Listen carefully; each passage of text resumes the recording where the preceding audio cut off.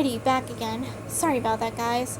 I thought I would be able to fit everything in one part, but I guess not. Oh well. But as I was saying, I hated the Goblet of Fire game because it was mission-based, and you would have to get Triwizard Shields to progress through the game and therefore the storyline. Or mainly to progress through each level, which would then progress you through the story. And it was stupid because the Triwizard Shield things, they were very hard to find. But the spells and everything were cool, and you could play as the 3 characters again, which was nice. It's just the mission-based element was kind of stupid. I prefer the free-roaming RPG elements of the other games that came out, like Chamber Secrets and this one. So, yeah, I got rid of Goblet of Fire. But this game is just really good though. So, but I was upset to find out that Deathly Hallows Part 1 and 2 were not going to be released on PS2 because it makes no sense to me. Because every other Harry Potter game was released on PS2, and even when after the PS3 was out, the games were released for both PS2 and 3. So I don't get why they didn't just do the same thing. And it's just annoying because I really wanted to play the final battle with Voldemort. So it kind of stunk that I could play the final 2 games, because that would have been so cool. It really would have. Why EA didn't do it, I don't know why they wouldn't put it on PS2 and 3. They have the capability, I don't know why they didn't. Don't ask me, but oh well. But that is all of my games. Like I said, if you have a PS3 that can play PS2 games, these games are really great and worth it. Skip Goblet of Fire because of its mission-based elements. It's annoying. But the rest of them, they're fun. Oh yeah, I did forget. I did have the Sorcerer's Stone PS2 game as well, but I did end up losing that too, I'm afraid. But I do have the PS1 game on my PSP.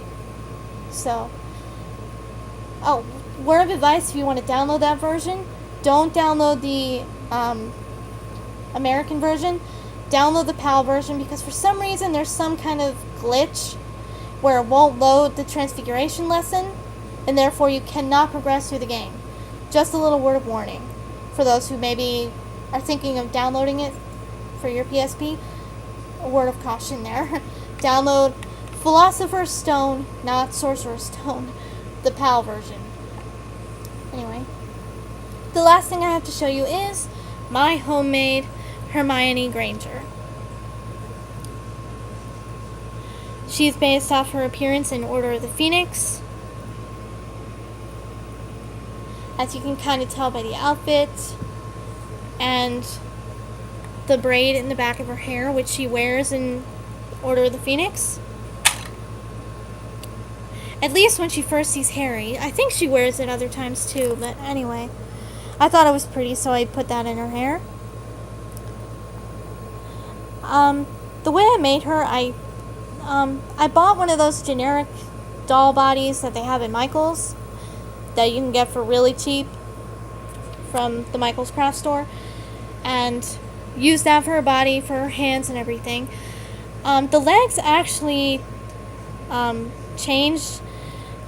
I had some other doll that had jointed knees, which I thought would be great for her, so I ended up cutting the elastic piece that was holding the 2 legs together and just taking another piece of elastic and doing it for this.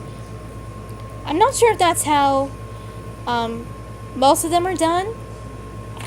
Sorry, she wants to come undone here from the stand.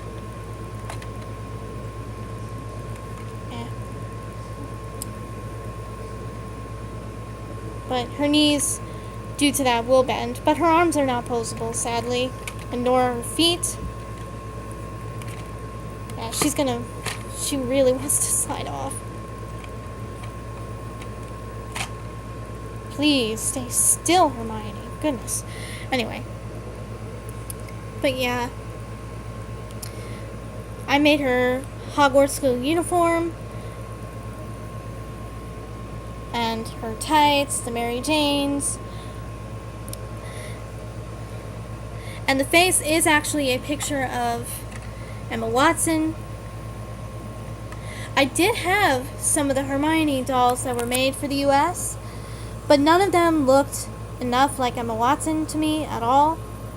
I had the one talking Hermione, which came with a trunk and little charms, which when you put them on her hand would react to a metal piece and it would make her talk. She would say things like Wingardium Leviosa and things like that, which was cute, but she didn't actually have posability to her.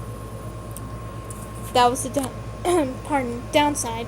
And then I did have a Hermione that the face was the same mold as the talking one, but her arms were jointed and so were her knees and feet. So that was a nice one, but again, the face looked nothing like Emma Watson. So, and then I had the Hogsmeade Hermione doll, which it was better, but the face still did not look enough like Emma Watson to me. And I think that was the only Harry Potter dolls released in the US. The UK had a lot more stuff. They had figures, they had talking figures, they had all kinds of stuff that we didn't get here that I know of. And then there are the even better than any other Mattel doll or anything you could find of Hermione. There are the toner dolls, which are gorgeous and so highly detailed. It's amazing, but they're ultra expensive. So I can't get those, I'm afraid. But since I did still want a detailed Hermione, I decided to make my own. And this is how she came out. So she came out pretty good, I guess. I did have a cloak for her as well, but I didn't sew it good enough, so I'm going to need to make a new one for her. But she has everything she should. She's got the white shirt, the sweater, skirt, which unlike her Chamber of Secrets and Prisoner of Azkaban and Goblet of Fire skirt, or no, just until Prisoner of Azkaban, her skirt was all pleated, but for Goblet of Fire and Order of the Phoenix, it's an overlapping kind of skirt, which is what I've done here. But she still wears the tights and Mary Janes and all that, so she came out nice. But that concludes all my Harry Potter stuff for now, except for a few of the DVDs, but I actually don't know where they are right now. But that is all that stuff. Who knows, I may get more at some point, I don't know. But until my next video, thank you everyone for watching.